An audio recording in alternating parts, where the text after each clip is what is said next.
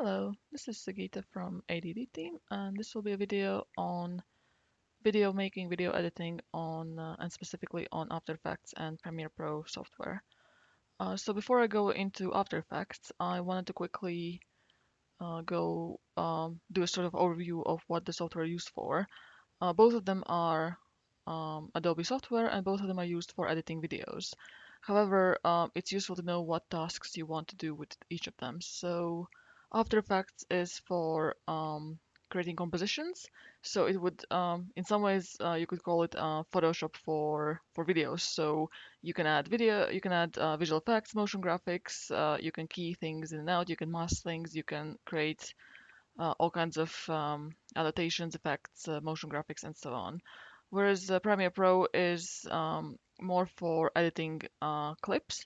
So if you have a long bits of footage and you would want to create a short video, just cut it up and sequence it the way you want, you would use Premiere Pro. The good thing is because they're both Adobe software, you can actually switch between one another. So you can do your cutting, sequencing, and transitions in Premiere, and then if you want to add specific effects afterwards, you can do it in After Effects and integrate the effects from one another. Just to kind of get you to understand what I mean by compositioning in After Effects, I have a couple of examples here.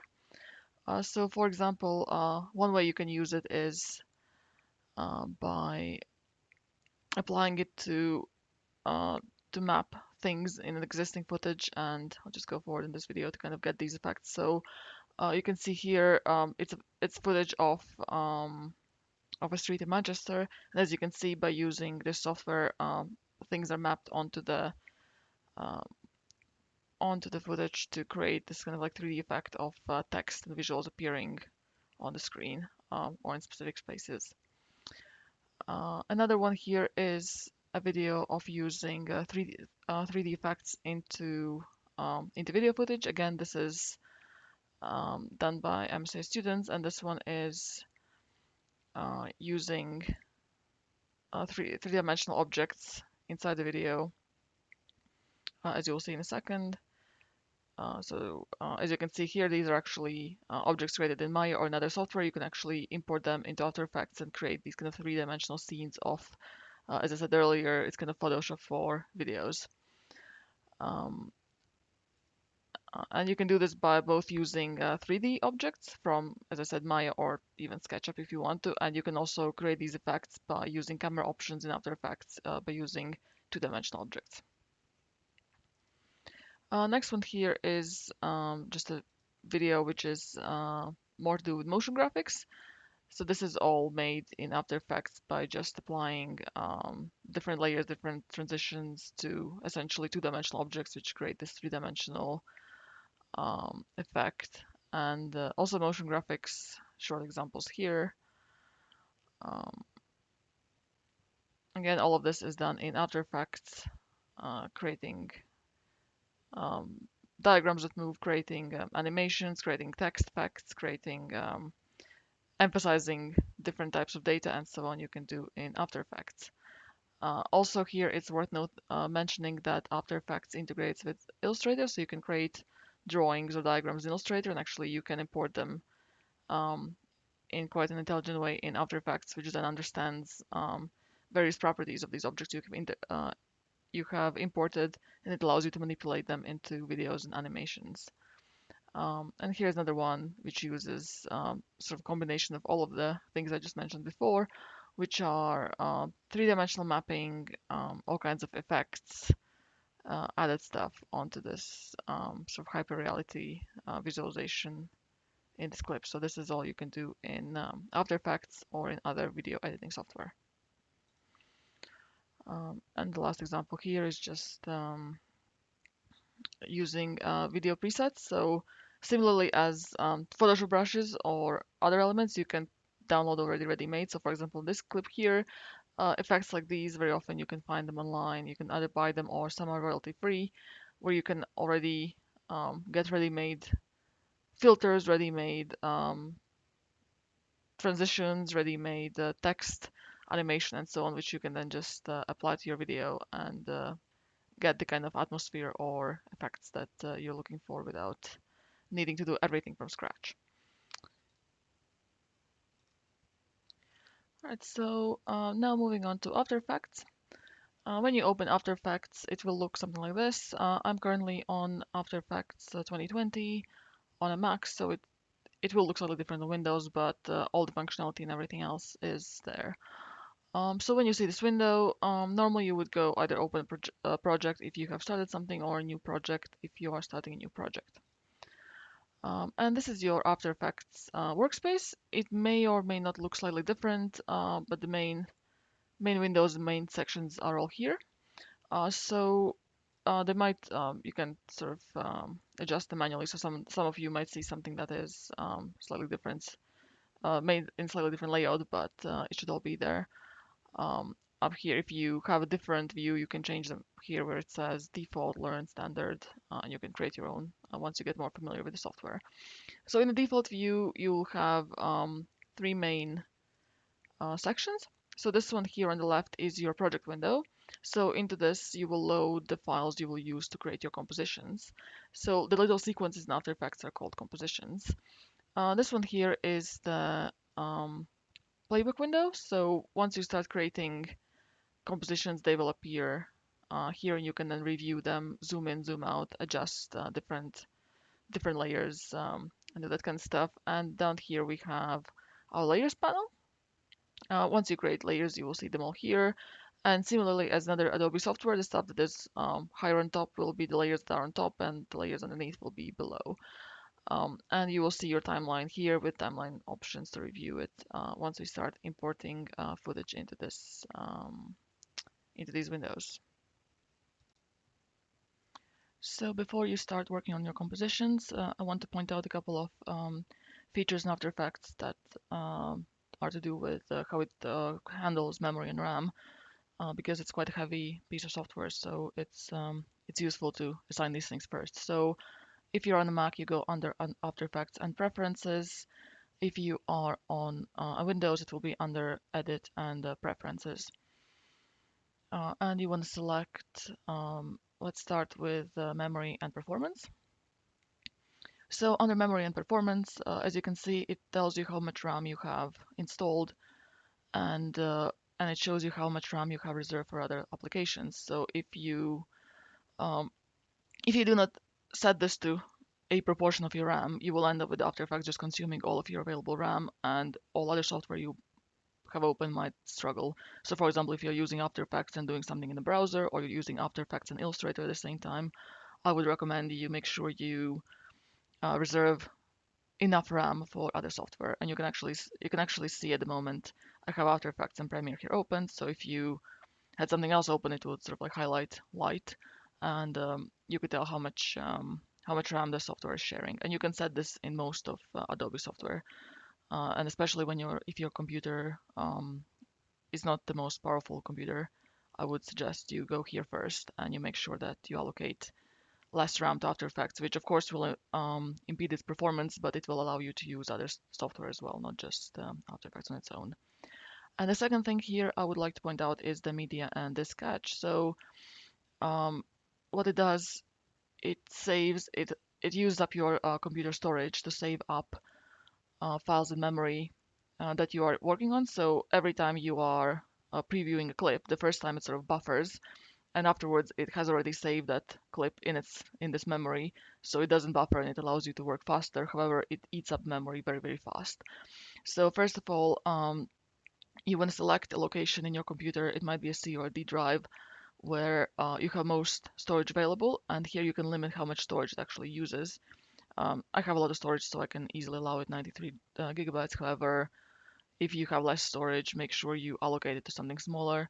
Of course, once it fills up, After Effects will struggle, and to overcome that, you click this empty disk cache. So when you click this, it will tell you how much it has stored up. So you can see here I have 11 gigabytes already stored, and I can ask After Effects to delete it. For example, if I finish the project and I know I won't need to review that footage again, or if I'm just if the storage is full and I want to start fresh, just click OK, and it will delete all the stuff there. So, and a good kind of workflow is if you do this every time you open After Effects, it will just allow you to save some of the storage space on your hard drive, and it will allow After Effects to work faster um, and not fill up the storage space that quickly.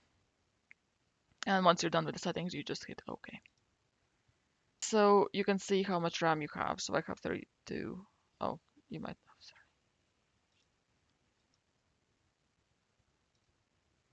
So in After Effects, if you are using your own files that you would like to add some effects on, you can just easily find the files you have in the folder, select them, and drag and drop them into this project window.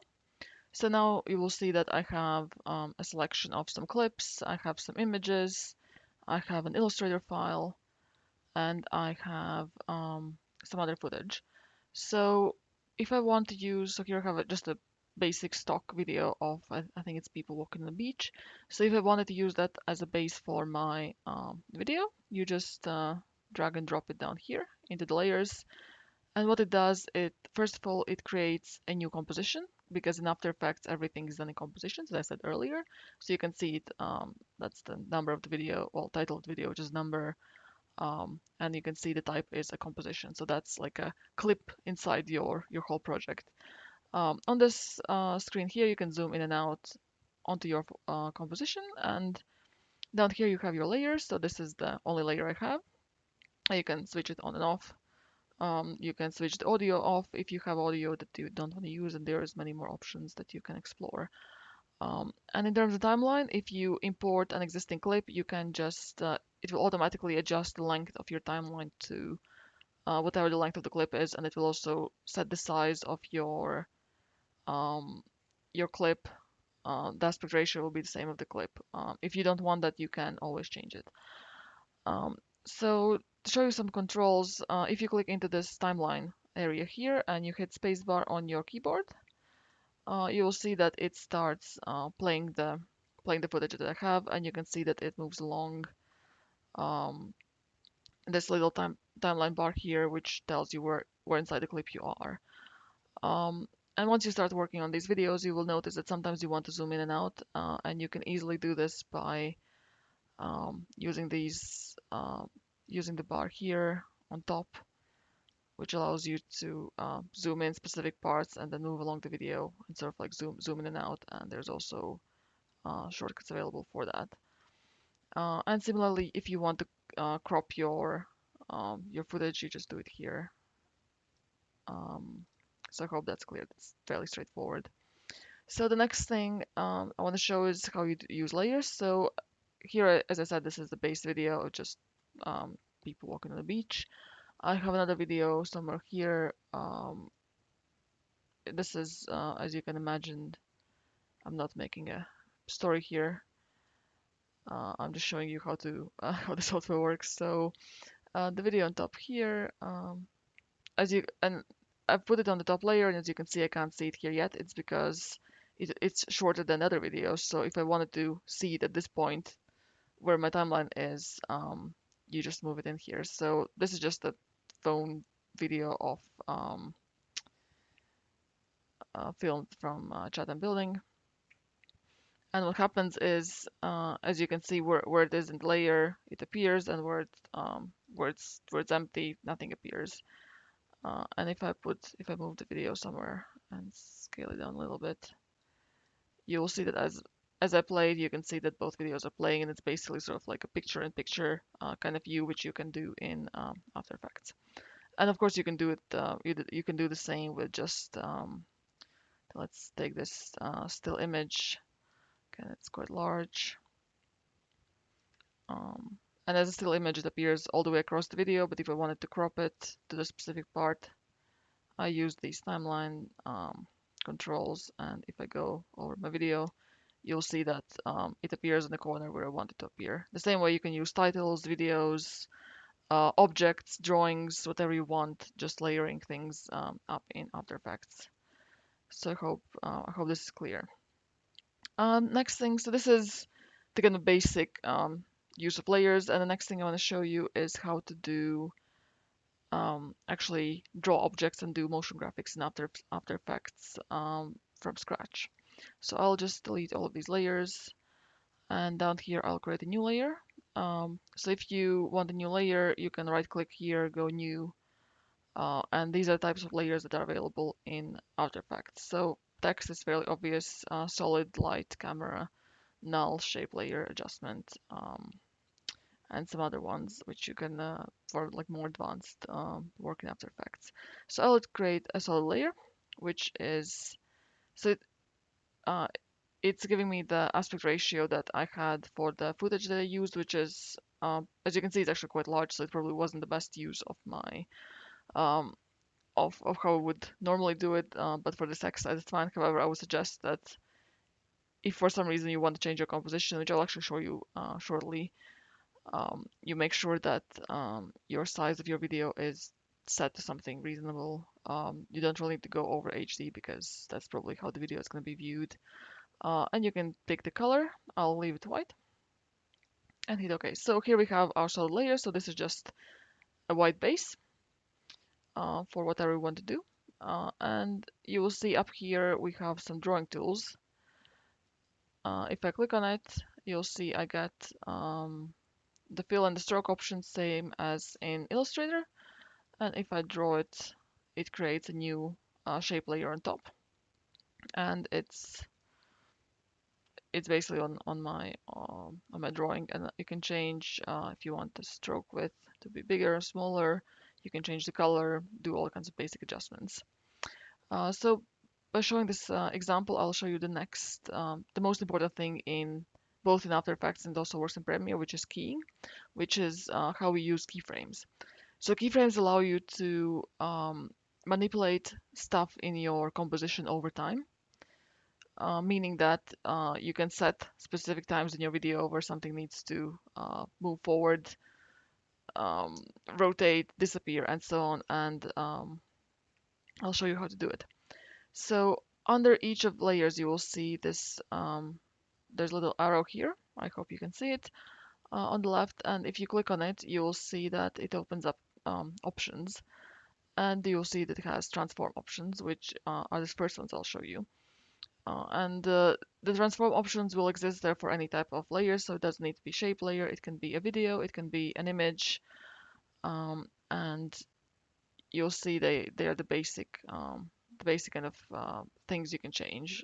And as you get more familiar with software, you will learn that there's more things you can add and transform to change over time. So the way the keying works is that you set a keyframe. So you see these little stopwatch icons here.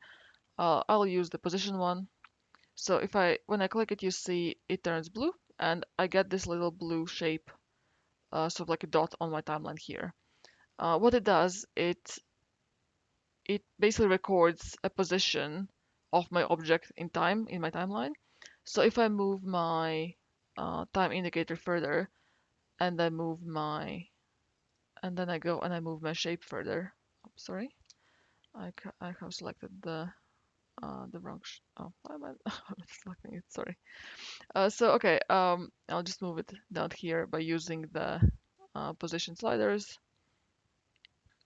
I'll move it here, and what happens is you see that it has created this new keyframe. So now if I go back and I play it, you will see that my shape moves from one place to another. And you can do this to other effects, and you can combine them. So next one I will do scale.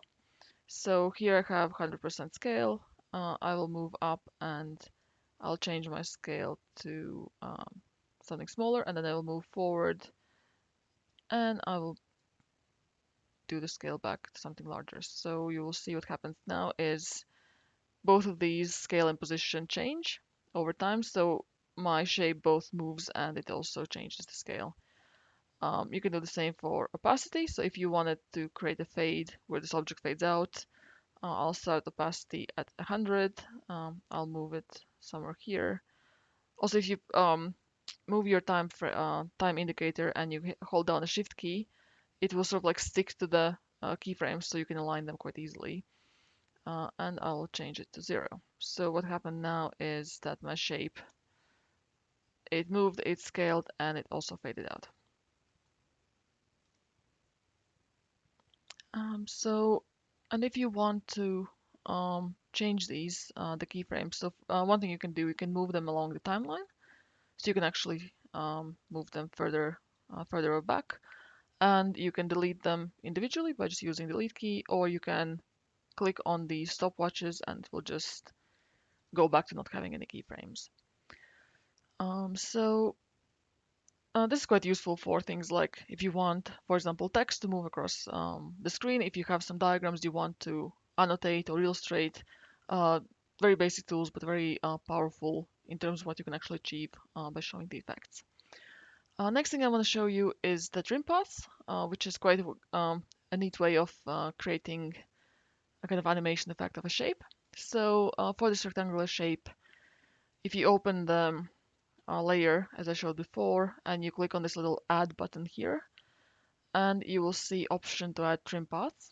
Um, and you see it creates this new kind of, I don't know, option under the layer called trim path 1. And if I go in there, you will see it has a start and the end. And what it does, it allows you to animate um, the shape that you have drawn from as a kind of line from start to end. So I'll show how it works. If I change my start here to 0 and I move my timeline and change it to 100, and I will do the same for my end. I'll start with 100 and I will end here with a 0. I'm sorry, I noticed that this one here is for some reason should be 100. All right. So what I have created here now is you'll see the shape kind of goes back and forth, which is not quite the effect I wanted to achieve, but I'll start and end again. So what I needed here was set my end to 0, and I will go forward and I will set my end to 100. So what I've done here is I have animated my shape, which sort of as a basically like a little snake moves across the screen, and I have animated it. So, and if I decided that this one is too going too fast, I can select and move my keyframes slightly further down and play it again, and you'll see that now it moves slower. Um, the interesting and kind of really powerful thing to do, you can animate not only shapes you have drawn here, but you can actually animate Illustrator objects, Illustrator drawings. So let me delete this one here. And so this next thing I want to show is how to use an Illustrator file into After Effects. So I'll actually show you how to import it from the beginning. So if I go back to my Finder and I have this Illustrator file called landmarks, so just a bunch of lines kind of showing landmarks of a city. I drag and drop it into here, and it asks me either I want to import as footage or as a composition. For this exercise, I want it as footage and I want it as merge layers. And as you can see under type here, it has imported it as vector art. So I'll move my layer into my composition.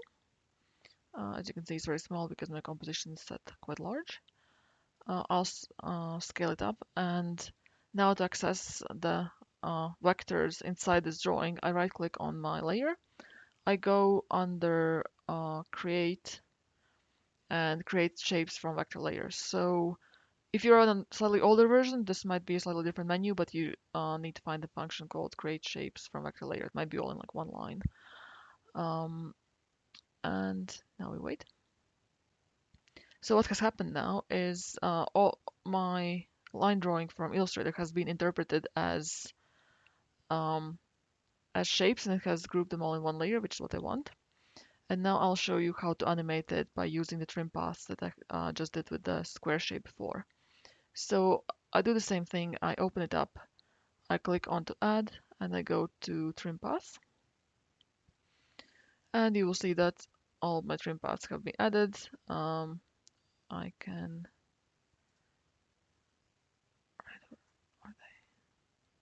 they're underneath here, under all the groups. So I will select the start. Actually, I want Yeah, I want the end to be at a 0, and I'll move forward, and I will set my end. I'm sorry, I didn't set to 0. You can either use it as a slider, or you can always just click and type in the exact value you want. So move my slider, and I set it to 100. And now to show you what it means is when I animate, it basically animates my drawing as a nice After Effects illustration. So just to repeat, what I did, basically the trim paths, all paths have a start position and an end position, and I started this end position at a 0, so meaning that both start and end are at 0, uh, or at the same position as 0 is basically the start of the line, and as it moves to 100, the end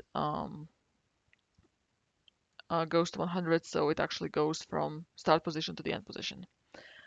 And if I wanted to animate it even further, I could now add the start positions, which start at 0 and go forward, and they go to 100. So what I've done here is, you'll just see. So my drawing basically appears, and as it moves past the position, my drawing disappears again. And actually, I want this transition to be slightly longer, so I'll just move these apart. And I will go back. And same thing happens. I get my drawing, and then my drawing disappears. So I hope you enjoy this quick little way of creating effects. And when you apply this to diagrams and drawings, it allows some nice dynamics to appear. You can use it to illustrate diagrams. Even why not a drawing of a building or a floor plan or something you want to emphasize in your footage. And the final thing I will show you in this quick introduction video to After Effects will be masking. So I'll delete this landmarks layer. So here I have a graph. I'll pull it in so you can see. So this is just a graph from a research project, but it is not. So if it was a vector file, I could use the same start and thing with trim paths to animate it. However, here I have a PNG, so I can't do that. But what I can do instead is use masking. So to do that, you want to click onto your layer. And it's important that this layer is selected. And now you click onto the rectangle shape and just draw a rectangle across. And as you can see, as I'm drawing it, it hides and opens a part of my drawing. So first thing first, I want to hide the title because I don't like it there. So to adjust the mask, so this has created layer mask. I press Control T or Command T on the Mac, and that allows you to transform the mask. I'll just do it like this. Create an empty, or somewhat empty graph. And again, what I will do, I will keyframe the mask. So I go under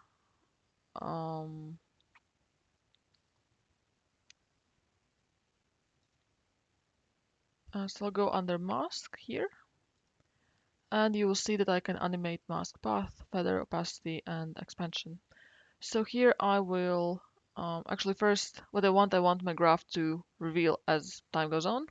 So at first I will click back on the mask number 1, and I will select Control T, and I will actually mask all of my image away. And then I will start my keyframe. I'll move along the time indicator, and I'll go back to my mask, and I will change it. Oh, sorry, I rotated it accidentally. Like this. So what I've done now, as I play my video, you'll see that my graph appears as if it's animated. And actually, as you know from what I just showed you, it's not animated, it's just using a mask to create this animation effect. Of course, on a graph, it's quite a boring way of doing it, but it's quite a powerful thing to do. And so one last thing I wanted to talk about before finishing this video is how to export your finished clips. So one thing you should do is you should save your project as you go along because After Effects unfortunately tends to crash. So you can just do it by going under File and Save, which I've just done. But if you can save it as, and it will give you an option to save it as an After Effects project, which you should do. Once you've saved that, you can export the video. And even though After Effects has an inbuilt option to render videos, if you do have access to Media Encoder, I definitely recommend using Adobe Media Encoder. So you just click Add to Adobe Media Encoder queue, and this should launch the Media Encoder any second now.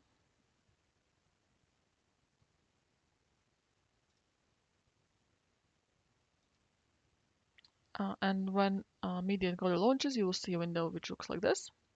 So up here in this frame, um, you have the file that you have been just working on, and sometimes if you're working on multiple clips, you can set them all to queue in Media Encoder before you actually set to render them, because if you don't have a particularly powerful machine, you might end up basically everything might slow down as the video exports. So what you can do here is you can queue a number of videos, and then once you've done for a day, you go for lunch, you go have a break, or you go to sleep. You just hit start, and it will export all the videos. So you can. So one thing is you can choose where the output file goes, and you can set your format and your presets. So if you have any specific requirements, the H.264 is the kind of default one. And I'll just quickly open it to show you what it basically does. Um, so you can select, this will just export it and basically an MP4 video, which is most useful in most cases.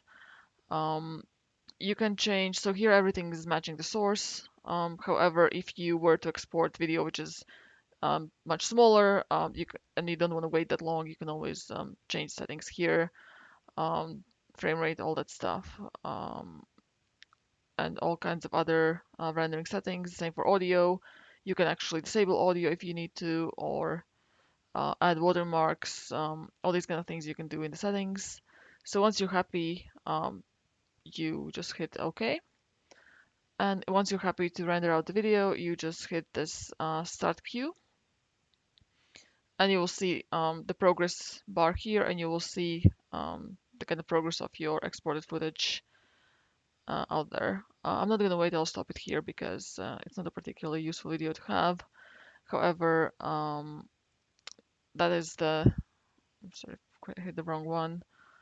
Um, I don't want to finish it, so I stopped it. And yeah, so this was the very basic introduction of how to do stuff in After Effects. I hope it was useful, and good luck with your videos.